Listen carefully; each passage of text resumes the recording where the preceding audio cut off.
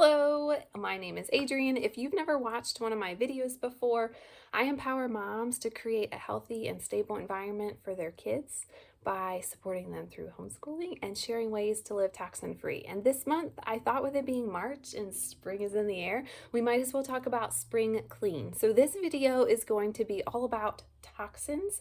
And if you've watched pretty much any of my other videos, I've probably mentioned toxins. I'm a little bit obsessed with eliminating toxins because all of the research that I have done, there's just so much in our environments and in our worlds that we're unaware of until we do our own research.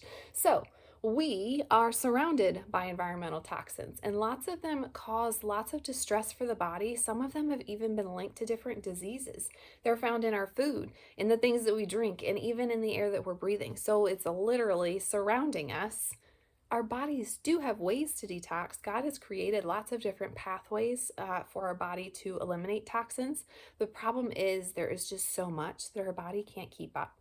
So if it's not able to eliminate and detox, it has to store the toxins in your body. That's the only other option. If it can't break it down and get rid of it, it has to store it until it has a time to get rid of it. But if you're continually piling on the toxins, there's never a time when it can get rid of it. So that when you have that overall over a period of time, the body just kind of depositing things that it can't get rid of, that's sometimes called our toxic burden. And when it's storing the toxins, it's taking away from a place of something else to be stored, like minerals that are super important. So you want to make sure that you are reducing as many toxins as possible, especially in your home. I'm a homeschool mom, so I spend a lot of time in my home. My kids spend a lot of time here. So we really try to eliminate as many toxins as we can so that we are not breathing in all of those things in our air. There's lots of different studies that they've done where they say that the indoor air quality is really awful compared to being outside. So of course, whenever you can have the opportunity to go outside, you can school outside if you're a homeschool mom like me, or just taking a walk, just spending some time outside, opening your windows and letting the outside come in.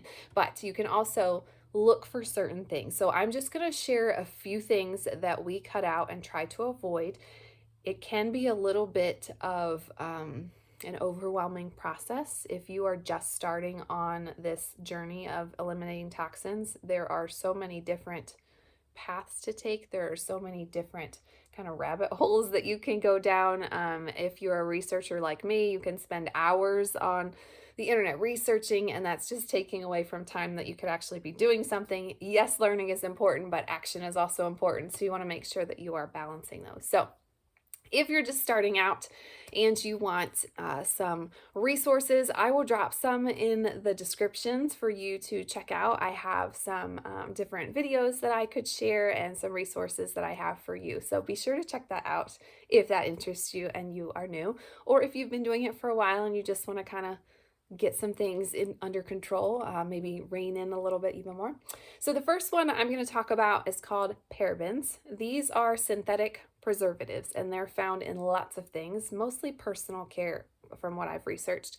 Moisturizers, things for hair, shaving products, lots of other things. Those are just a few.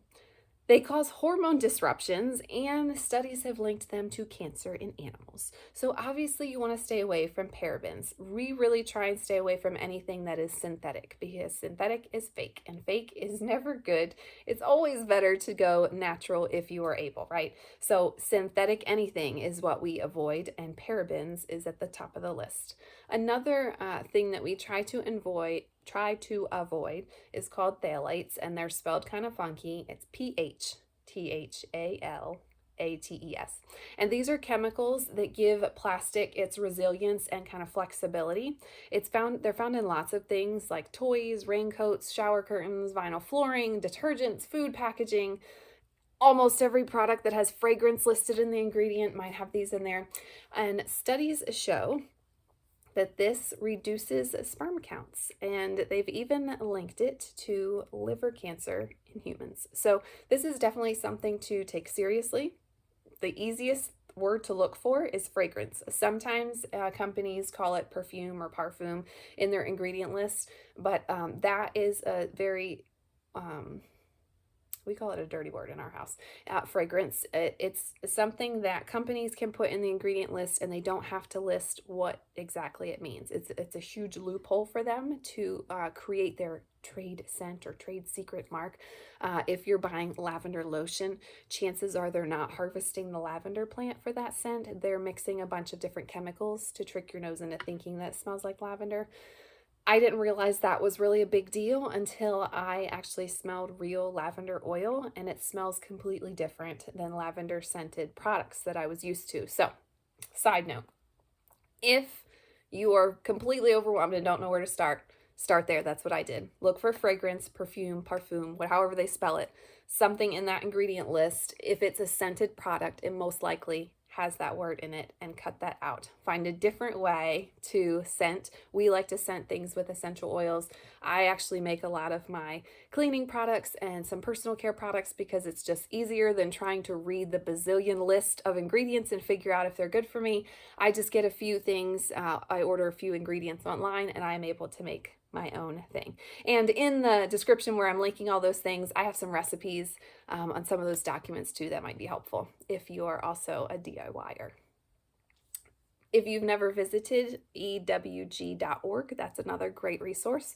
It stands for Environmental Working Group, and they have an article I came across where a scientist explained something, and they were talking about cleaners. So they said, in terms of household cleaners, neither ingredients nor products must be any sort of safety standard, nor is any testing data or notification required before bringing a product to market. There's no safety requirements for a cleaning product. That just completely blew my mind.